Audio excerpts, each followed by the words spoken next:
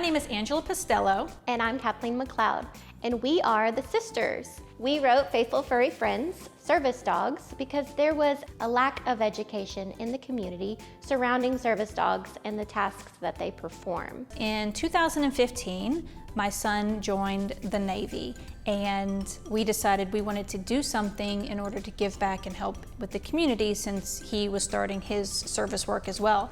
So we started training service dogs, and we have a couple of them here with us today.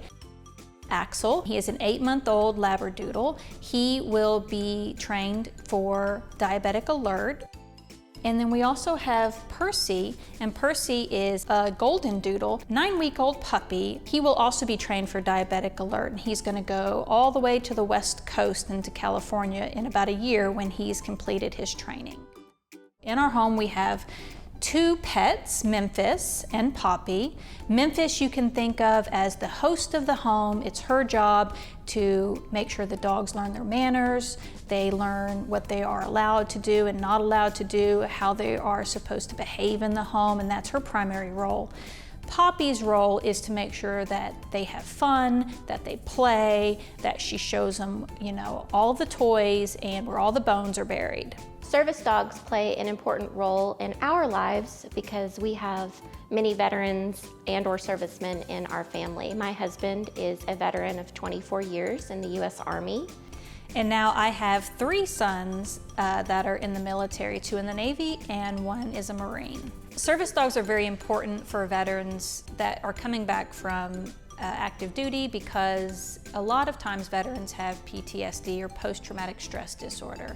And what the dogs do is they allow them to have their life back, where they don't have fear about going into the community.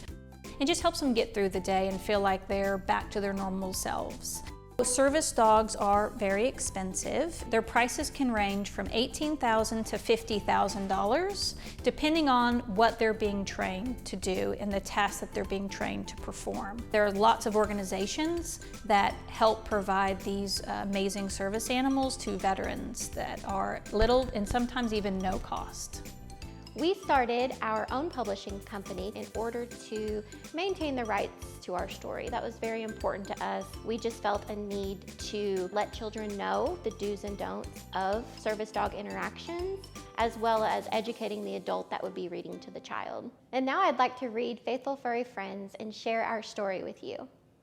Today, I'm going to read Faithful Furry Friends, written by me and my sister and illustrated by Alyssa May.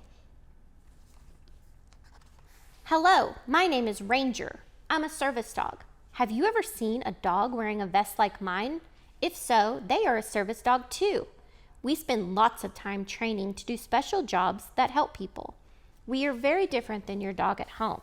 Service dogs are not pets. My vest is very important. It's called a service vest, and it lets everyone know I'm at work. When I wear my vest, I can go almost anywhere with my owner. If you see a dog wearing a service vest, do not disturb them. Their vest means that they are paying attention to their job. I love my job, and if you pet me, I might get distracted. Never pet a service dog.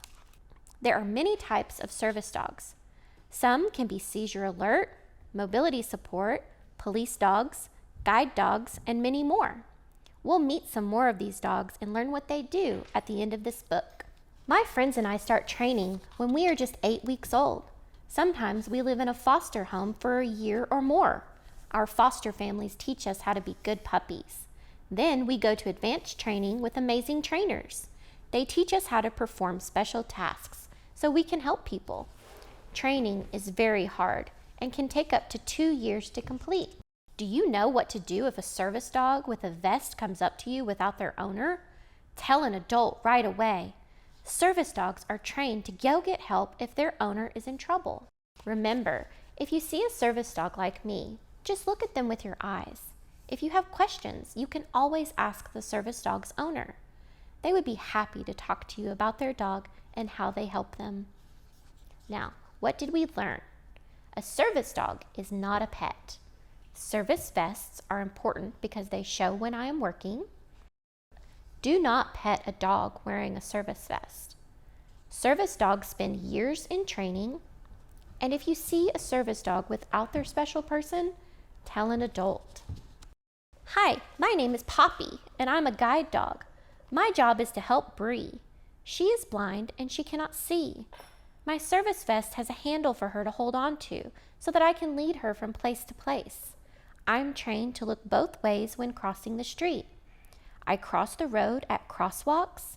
I find things like phones and keys, and I can even open elevators.